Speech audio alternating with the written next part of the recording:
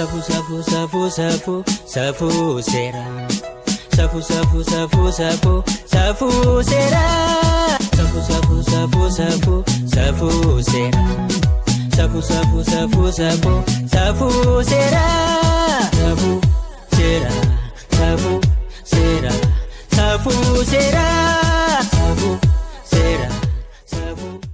Nagaan keenya kan jaalalaa fi kabajaa bakka jirtanitti sinaa ga'u kabajamtoota daawwattoota sagantaa Safuu Seeraa akkam jirtu. Sagantaa keenya Safuu Seeraa OBN sagalee uummataa fi tajaajila beeksisaa fi bashannanaa Zannaa Sholaanii waliin ta'uudhaan qopheessanii isinii dhiyeessan kunoo qabannee dhiyaanneerra. Hanga xumura sagantaa keenyaatti daqiiqaa 30f nu faana turtanii sagantaa keenya akka daawwattan akkasumas sagantaa keenya irratti yaadaa fi gaaffii dhimma seeraa irratti qabdan immoo akka nuun geessan kabajaan isin affeerra. 0114 lakkoofsa bilbilaa keenya isaan nu bilbilaa haloo jedhaatii yaada keessan nu qooda. Egaa birraan bari'uudhaaf kan nu hafee baatii tokkoof muraasadha. Baatii kana keessa gaa wantoota ciccimoo dhalootaaf hafuu danda'an gurguddaa hojjechuu irratti jira uummanni biyyattii hundumtu. Isaan kana keessaa inni tokko guutummaa biyyattii keessatti guutummaa Itoophiyaa keessatti xinnaa guddaa beekaa wallaalaatu hin jedhin hundumtuu walga'ee kan inni biqiltuu dhaabuudha. Biqiltuun kun immoo kan inni dhaabamuu qofaatu hin ta'in kunuunsuu irrattis xiyyeeffannoodhaan akka hojjetamu kan inni irratti hojjetamaa jiru jechuudha. Kana keessatti guyyaa boruu wiixata jechuudha. Biqiltuu miiliyoona 200 guyyaa tokkotti dhaabuudhaaf karoorfamee kan inni hojjetamaa jiru. Kanaaf immoo namoonni hundumtuu artistoonni, beektonni, hayyoonni hundumtuu irratti xiyyeeffatanii beeksisnis hojjetamaa jira. Akkasumas immoo kaka'umsi adda addaa taasifamaati kan inni jiru. Maarree biyyattii kana keessatti gaa haala kanaan haala biqiltuun dhaabame kanaan kunuunsis taasifamee yoo biqiltuun sun guddatee gaaddisa ta'u biyyattiin kun maal ta'uu akka dandeessu tilmaamuun nama rakkisu. Kana jechuun immoo dhaloota boriif ol kaa'uu jechuudha. Kuusaa ol kaa'uu jechuudha. Dhimma biqiltuu kana keessaa utuun bahin biyyootan alaa keessatti seera akkamiitu jira dhimma biqiltuu irratti kan jedhu illaa mudajanee toora intarneetii irraa kan argate kan qopheeffatetu jira gara odeeffannootti dabarra. Seerri safuu qaba. Safuunis seera qaba.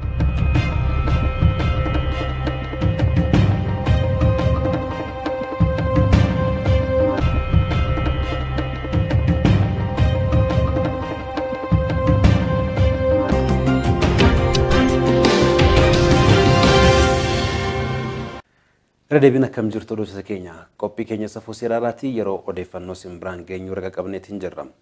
Seerota biyyaalee adda addaa keessaatii kanneen adda ta'an isin biraan gaa akka turre ni yaadatama. Har'a kan ilaallu haala yeroo biyya keenyaa walitiin kan wal simu innis biqiltuu dhaabuu walitiin kan laallatudha.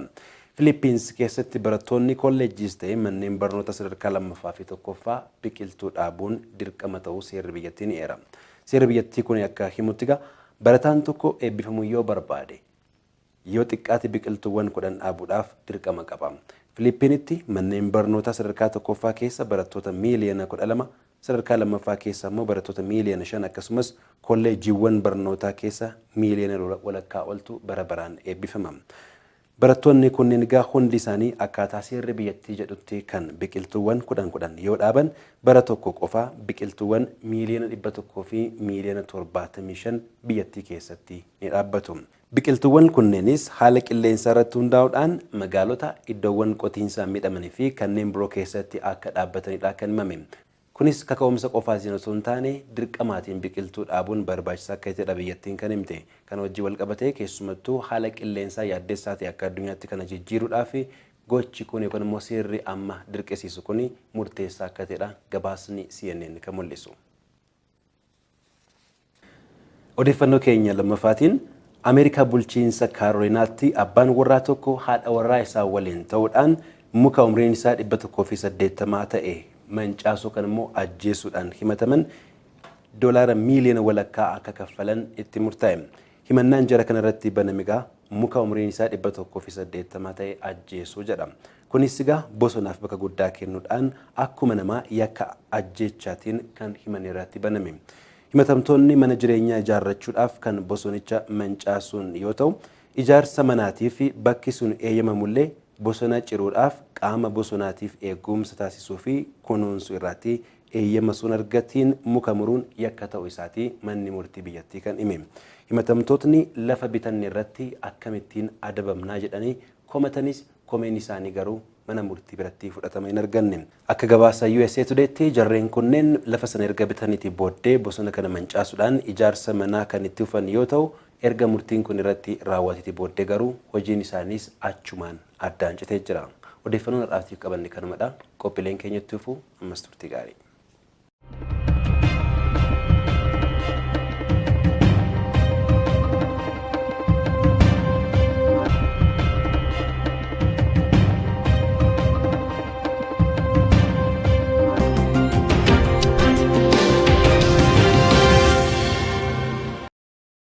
Egaa akkuma baay'een keessan beektan sirna gadaa keessatti dhimmi biqiltuu kanaa seera xiyyeeffannoo argatee ittiin hojjetamaa jirudha. Sirna gadaa keessatti namni biqiltuu mure yookaan immoo namni gaaddisa mukaa mure hin adabama. Garuu immoo yoo dhaabuu dhiiste wanti adabamu hin jiru akka seera biyyattiittis akka seera sirna gadaattis jechuudha. Wanti adda isa taasisu kan amma illaamuun dhiyeesse kuni yoo biqiltuu dhaabuu dhiistedha kan adabamtu yookaan immoo kan waa keessaa dhabdu faayidaa ofii argachuu silaa qabdu kanatti dhabdu jechuudha. Barattoonni mana barnootaa sadarkaa lammaffaa gara olaanootti darban akkasumas immoo yuunivarsiitiiwwanii fi kolleejota keessaa eebbifaman biqiltuu 10 dhaabuu qabu. Kana ta'uu baate jennaan hin eebbifamanii akka COC ta'uu isaati. Kanaaf seerri kun jajjabaachuudha kan inni qabu. Nu birattis sirna gadaa keessatti biqiltuu namni mure yookaan immoo muka namni mure ajjeese jedhama. Hin mureeyyuu hin jedhamu. Kanaafuu xiyyeeffannoo olaanaadha kan barbaachisu kan inni qabus jechuudha. Sirna gadaa keessatti mukni gaaddisa bineensotaati, gaaddisa loowwaniiti, gaaddisa bunaatis. Buna faarsina taanaan gaaddisa malee waan ta'u miti. Kanaafuu gaaddisni mukaa barbaachisaa fi barbaachisaadha. Kanarratti namni hundumtuu walii galuudha kan inni qabu. Kana fakkaata gaa ejensiin galmeessa ragaa bu'uuraa hawaasummaa naannoo Oromiyaa immoo ispoonsara kabajaa sagantaa Safuu Seeraati. Baatiiwwan ja'an kana nu faana kan isaan jiranii duraanis nu faana kan isaan turanii baay'ee isaan galateeffanna. Ejensiin kun bara 2008 jalqabee taateewwan adda addaa galmeessu akkasumas immoo seektaroota garaagaraaf hubannoo kana akka isaan argataniif jecha leenjii kennaati kan inni jiru. Leenjii kan inni kennu immoo dhimma taateewwan galmeessuu kanaa hundumtuu beekee xiyyeeffannaa irratti kennee akka hojii isaatti akka fudhatee irratti hojjetuuf jechuuf kan inni leenjii kennaa jiru. Waltajjiiwwan adda addaati jechuudha. Ejensiin kun ispoonsara kabajaa sagantaa Safuu Seeraa yommuu ta'u guddaa gammada. Taateewwan kana galmeessuun mirga qofaatu hin ta'in dirqama jedha. Seerri safuu qaba, safuunis seera qaba. Amma kanatti aansuudhaan gara walalootti dabarra. Walaloo kumaanfaa, abboomaanfaa, lalisaanfaa jalqaban kana namoonni biraas daddabalamanii dhufanii kan isaan hojjechaa jiranii yookaan immoo barreessaa jiranii. Amma immoo maamila haaraa argannee jirra. Maamilli keenya haaraa kun Guutamaa Mahammad jedhama. Godina Harargee Lixaa aanaa Ancaararraa dhufe. Maal jedhame? Caqasa. Seerri safuu qaba, safuunis seera qaba.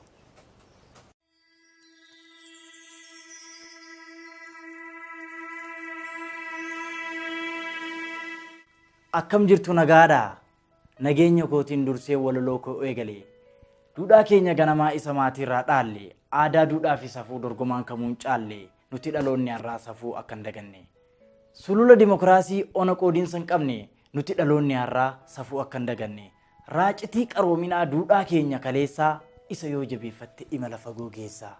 Dubartoota gargaaruun aadaa keenya ganamaa uumaaf uumama gidduu hariiroo safuu qabna. Nuti dhaloonni har'aa kana beekuun dirqama. Dubartii jechuun haadha dhala isheef yaaddu. Ijaarsa biyyaa keessatti qooda gurguddaa qabdu.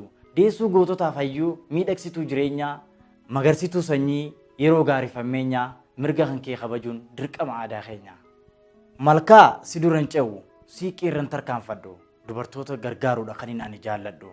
Haadhaa fi obboleettii, ilmoo fi haadha warraa, dubartii Oromooti haati siiqqee araaraa. Yaa utubaa jiruu, burqaa lubbuu haaraa, nutis warri dhiirotaa haa gargaarru hadaraa. Wabii saba Oromoo haadha qeerroo fi qarree akka dhumneen hin jirru siitu jiraaf magarree. Gadaameessi keen gogne bara gidiraa hamaa biqilli haaraan kan kee kan dur caalee argama. Ciniinsuu laalaa hamtuu kophaa kan kee mudattee qaroo dhaloota haaraa Afrikaaf gumaachite. Kanaafuu dubartoonni faaya ta'uu hubanne nutis warra dhiirotaa yooniif cinaa dhaabbanne wallaalummaa kaleessaa qaroomaanis dhaalchisne. Akka waan dubartoonni biyya bulchuu hin dandeenye gadaameessi dubartii akka waan goota hin deenye akka waan xayyibaan kan sodaatamutti hin buune akka waan Adaanech hanna dhaabsisuu hin beekne akka caaltuuf fariyaan biyyaaf qabsaa'uu hin beekne akka waan dhiirti qofti qabsoo tana asiin geenye dubbii dubartii dhiisaa nuti kaleessa hin jenne garuu galfata gootaa nyaadhu jettee ejjennoon diddee dubartoonni Oromoo ba'a Afrikaa guutuuf boqonnaa haaraa fidde. Kabajaaf ulfinni kee beenyaan kamuun jijjiiru haadha Elemoo Qilxuu haadha Taaddasaa Birru takka Hangaatuu Baalchaa takka Yeeshii Raggaasaa waloo seenet gizaachoo artist Maramee Arqaasaa asli Oromoo faadha warri onnee rasaasaa. Teessoon jibbaaf ammeenyaa lafti jalaa socho'ee ilmi Abbaa Gadaa dhufnaa naqni keessan as bee. Bubbeen jijjiiramaa kun Oromiyaarraa qilleensee qooda dubartootaatiin Afrikaan nagaate. Ani Oromiyaan siif ta'a ati biyya naaf ta'i. Galaana cimaa daakii galma barbaaddu ga'i. Bitaaf mirga keen jira ati fuuldura kee laali. Caacuuf siiqqee qabaddu addunyaaf mala mali. Hundeessituu sirna gadaa tan hin beekne ammeenya harmi kan kee aannanii siiqqeen tantee nageenya. Kanaaf mirga dubartii kabajuudhaaf dirqamna. Dubartii jechuun biyya gaaddisaaf isaan qabna. Ati maaddii jaalalaati. Siitu lakkuu hoosisa. Haadha Dr. Abiyyi, haadha Lammaa Magarsaa, dhiiga warra biyya jaalatuutu qabsoo wajjin magarsaa. Kana qabnaaf of jenya malee fakkeessuuf miti. Dubartoota haa deeggaruun ergaa fi dhaamsa kooti. Qopheessaa walaloo Guutamaa Maammadii. Iddoon irraa dhufe Awaash gama gadii dhiifa manaa godha yoon qabaadhe badii.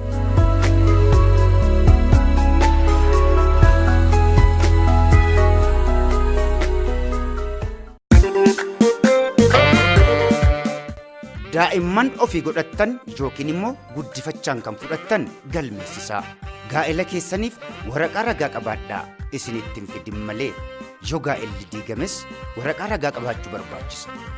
Sababni du'aas haa galmaa'u. Galmeessi ragaalee madda odeeffannooti. Magaalaa fi baadiyyaattis fagoo hin deemtan manaajira gandaa biratti galmooftanii ragaa fudhatu. Kan kana hordofeetu ammayyummaa gabbifachaa jiruuf jireenyaaf ragaa qabaachaa deema. Eejensii galmeessa ragaa bu'uuraa hawaasummaa Oromiyaa. Ragaa gurmeeffachuun faayidaa hawaasaatiif guddina taateewwan galmeessuun jijjiirama biyyaatiif. Kan akka Guutamaa Mahammad kana waa barreessitanii of harkaa qabdan sagantaa safuu seeraaf hin ta'a jettan. Anaa dhufuun isin simannaati gara waajjira keenya dhuftanii dhiyeessuu dandeessu. Kanaan achitti immoo karaa imeelii keenya safuuseeraa@gmail.com yoo ergitan nuti immoo qindeessinee isinii dhiyeessuu dandeenya waan ta'eef akka dhiyeeffattan kabaja guddaan isin affeerra. Isaaniinis akkasuma karaa sagantaa keenya affeerreetu kan waamneennaan isaan irratti hirmaachaa jiranii. Warra kaanis akkasuma isin jajjabeessina. Waa'ee hirmaannaa kaasnee jennaan qaamoleen seeraa, abbootiin alangaa akkasumas immoo qorattoonni yakkaa poolisoonni godinaalee fi aanaalee ta'uu dandeessu. Sagantaa safuu seeraa fi ta'uu danda'a. Wanti kun nama barsiisuu danda'a. Muuxannoo gaarii ta'uu danda'a. Namoonni kunis jira jedhanii irraa barachuu danda'u kan jettan gara keenyatti erguu dandeessu. Yookaan immoo bilbiltanii nu waamtanii nuti immoo dhufnee waraabnee fudhannee hojjechuu dandeenya waan ta'eef isa kanas hin dagatina. Asumaan as itti aanaa inspektaraa qajeelaa Bushoo magaalaa Naqamteerraa qajeelcha poolisii magaalaa Naqamteerraa yakka raawwatamee fi murtii murtaa'e karaa imeelii keenya suuraa fi akkasumas immoo barreeffamaan waan nu ergitaniif guddaa isin galateeffanna. Kanatti aansuudhaan sagantichatu dhiyaata waan ta'eef yakka achitti raawwatame akka nu hordoftan kabaja guddaan isin affeerra. Warri kaanis akkuma itti aanaa inspektar qajeelaa magaalaa Naqamteetiin nu ergan kana wantoota naannoo keessanitti raawwataman utuu nu ergitanii baay'ee gaarii ta'a namoonni irraa barachuu waan danda'aniif. Inspektar qajeelaa guddaa galateeffachaa gara sagantichaatti dabarra. Seerri safuu qaba, safuunis seera qaba.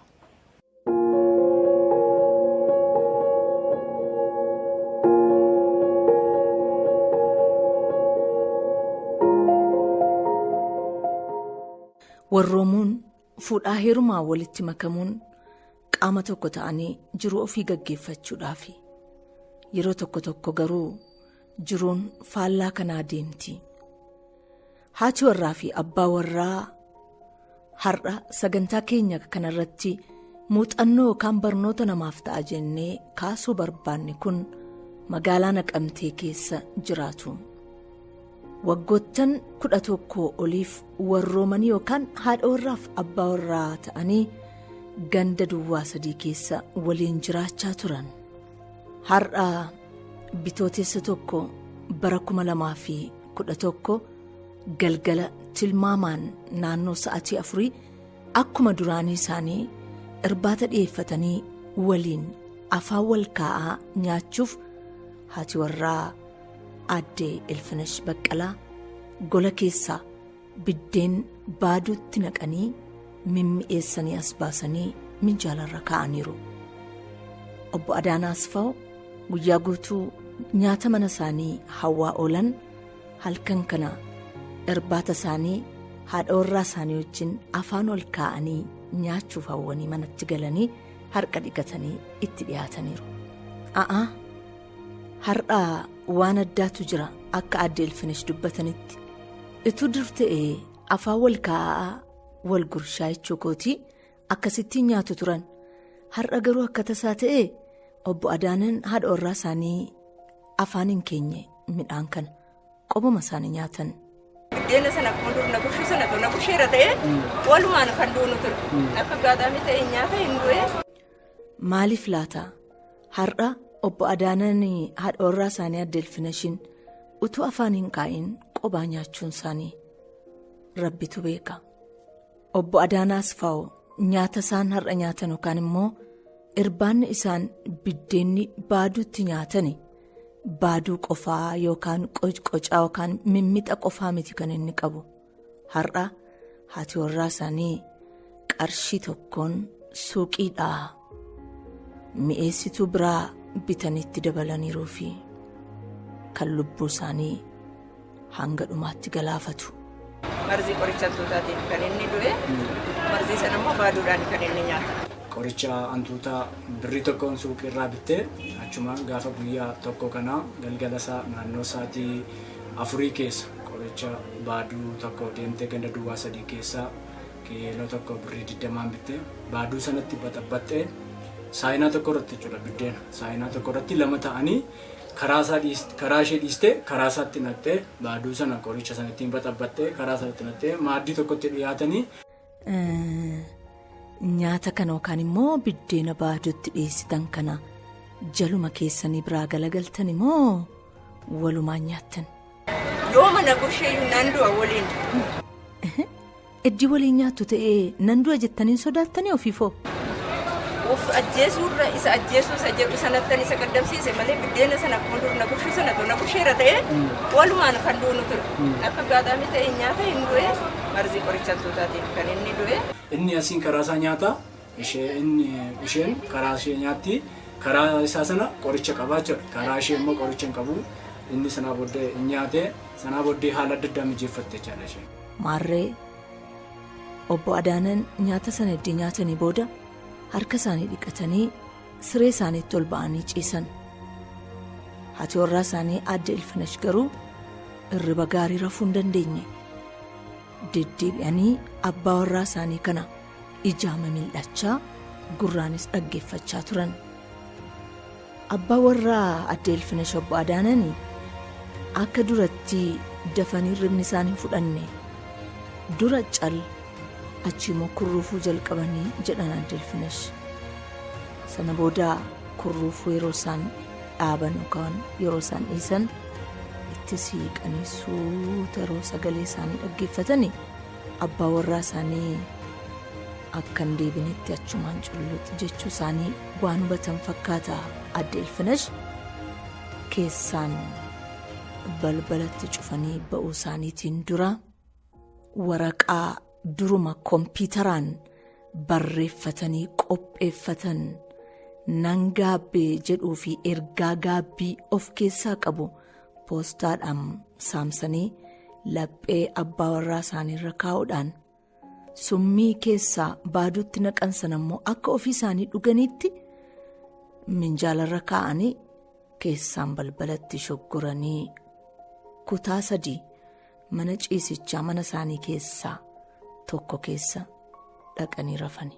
Akka qorataa yakkaa poolisii bulchiinsa magaalaa Naqamtee aanaa 2ffaa Saajin Firaafiin Sarmuu jedhanitti.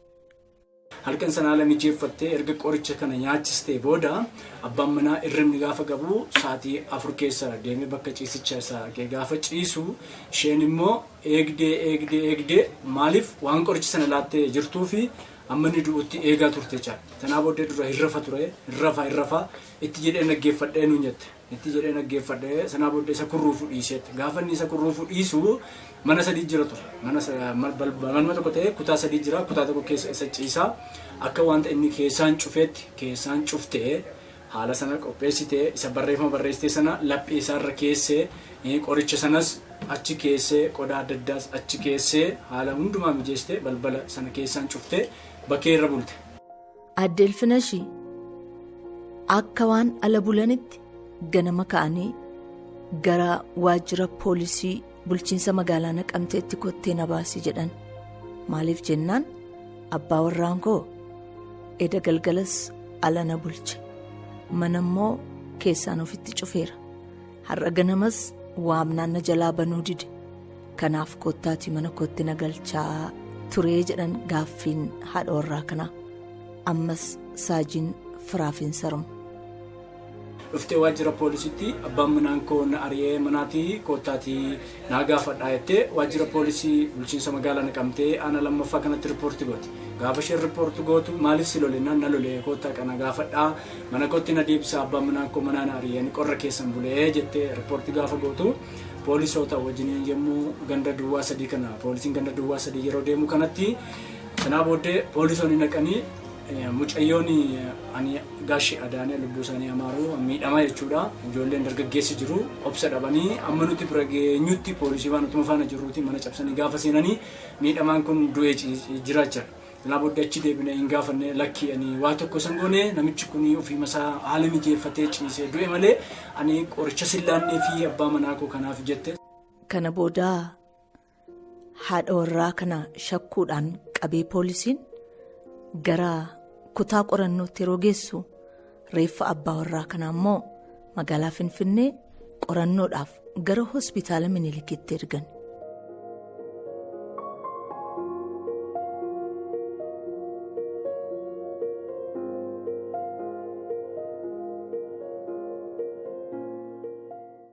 Amma kana fee shakkamtuu kana sirriitti qorachuudha. Qorataan poolisii qorannoo isaa gama hundumaan itti fufeera. Qorannoo jechuun egaa waa baay'ee of keessaa qaba. Akkuma ta'anii qorannoo isaaniitiin dubartiin kun harkuma isheetiin abbaa warraa ishee waggaa 11 haadha warraa taatee waliin jiraatte kana galaafachuu ishee dubbatte. Ani raawwachuun koo buufee miti machaa'ee miti maraadhee miti aariirraa kan fedhu. Anumatu raawwate jedhanii dubbachuu qofaa miti Aadde Ilfinash. Maali gara jabeenyi hamma naga'u maaltu maal taanaan akkasittiin abbaa warraa keessan galaafachuu barbaaddan? Gaaffii poolisiiti. Namichi kun kaleessa nama Arageeshatti beetiitti naquu ragaan qaba. Naman gaabii koo jennaan namicha gaabii narraa bitee wajjin na warradedha gaabii isas muxanaan ragaan qaba. Naman farsoo xinsiisennaan qodaa xinsiisaa cabsedha akkanas ragaan qaba. Kana hundumaa keessa darbee sirriidha hin fixaan daakuu kana san jedhuun murtoo isa dhumaa fudhadhe namicha kanarratti. Maalan jedhe sitti fakkaatu. Birrii 10,000 naa kennuurraa daakuu sana fixaate osuma liqeeffadhennaan jedhenna. Marziin birrii 10 egaa yoo yuutii sanarra oolaa yoo isirra oolaa jedhe kanumaanan gara lubbuu namicha kanaatti deeme. Aariirraan kan ka'e. Ofiitti hin murteessu isa jedhu hojii isarraan kan ka'e namicha kanatti murteesse malee har'aa naman duubatti deebi'ee gizeen yaadu gizeen taayasa'uu nama bo'uudha. Saajin maal jettan meesnoo waan hafe nutti himaa? Gaafa qorannootti jalqabnu harragaan hin jirre kan namni bira hin jirre ishumarraa haasaa ishee keessaa tooftaa mataa keenyaatti fayyadamnee kallattii arganne jira. Gaafa kallattii argannu booda keessa dhumarra keessaa haala isaa nutti ibsitee kallattii nu qabsiistee sanaa booddee qorannoo keenyatti deemnee maal gooti gaafa ajjeestu kana dursaa qodaa mana keessaa kan akka televezyiinii kan akka uffata isaa fuutee bakka biraa ganda duwwaa torba kana deemtee naannoo kaampaasii mana namaa keessee biyyan gala jettee haala akkasittiin mijeeffattee turte. Haa mijeeffattu malee poolisii fi abbaan alangaa waliin ta'anii galmeen kun akka qulqullaa'uuf bu'a bayiidhaan jechuudha. Nuunfetoon jedhiin dadhabetoon jedhiin galmichi akka qulqullaa'u ta'ee jechirraa fuudhamee sadarkaa ragaa keenye ragaan namaa kan bira hin jirre sadarkaa ragaa keenye jecha 35 yookiin 35 mana murtiitti amansiisnee haaluma kanaan walitti qindeessinee galmee kana qorannee qajeelcha godina Wallagga abbaa alangaaf dhiyeessinee. Egaa galmee kana qulqulleessuudhaan mana murtii olaanaa godina Wallaggaa bahaatiif eddi ergamee booda manni murtii olaanaa godina Wallaggaa bahaa galmee kana saaqee ilaaluudhaan qoratee bitaa mirga xiinxaluudhaan caamsaa 19 bara 2011 dhaddacha ooleen himatamtuun Ilfinesh Baqqalaa yakka ajjeechaa raawwatte kanaan hidhaa waggaa 19 adabamteetti. Mee namoonni gara jabinaan yakka kana raawwatan maalirraa baratu isinoo maal gorsitu Saajiin Firaafin Sarmu. Xiqqaa guddaa beekaa wallaalaan isa kanarra dhaabbatee baay'ee irraa baruu waan danda'uuf murtoomanni murteessallee baay'ee gaariidhaan jedhaniif kan miidhame immoo hinafu waan ta'eedhaa fi namoonni waan akkasii haala mijeessitanii naman ajjeesaa iddoo namni nagarreetti jettanii kallattii adda addaadhaan dukkaneeffachuudhaan halkanis guyyaas nama gaadanii lubbuu namaa gaaduu balleessuu barbaadan kanarraa akka of qusatanii. Nutis waan ceeraa fokkoo akkasii nuwaa baraaru nuwaa baasu jecha sagantaa kanarratti qindeeffanne xumurreerra. Odeeffannoo kana nuu kennuun nuu erguun waraabee qindeessuun kan nu deeggaran itti aanaan inspektaraa qajeelaa Bushoo Gammadaa qajeelcha poolisii bulchiinsa magaalaa Naqamteerraa guddaa galateeffanna.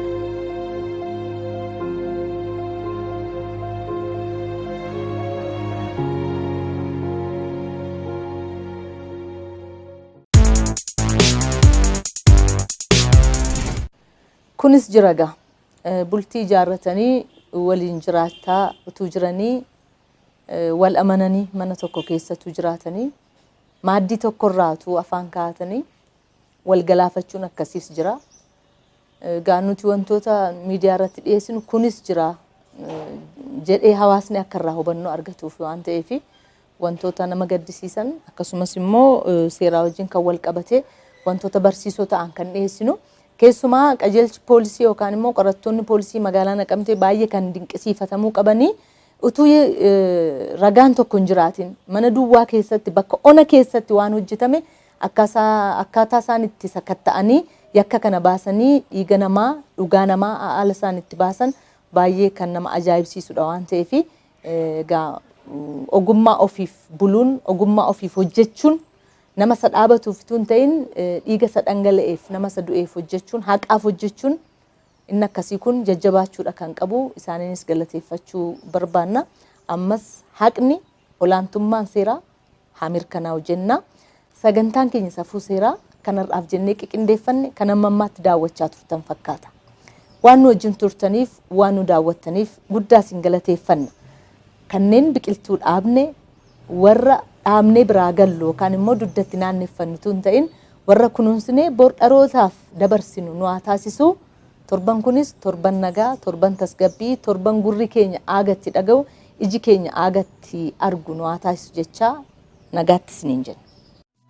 Safuu Seeraa, Safuu Seeraa, Safuu Safuu Safuu Safuu Safuu Seeraa, Safuu Safuu Safuu Safuu Safuu Seeraa, Safuu Safuu Safuu Safuu Safuu Seeraa, Safuu Safuu Safuu Safuu Safuu Seeraa, Safuu Seeraa, Safuu Seeraa, Safuu Seeraa.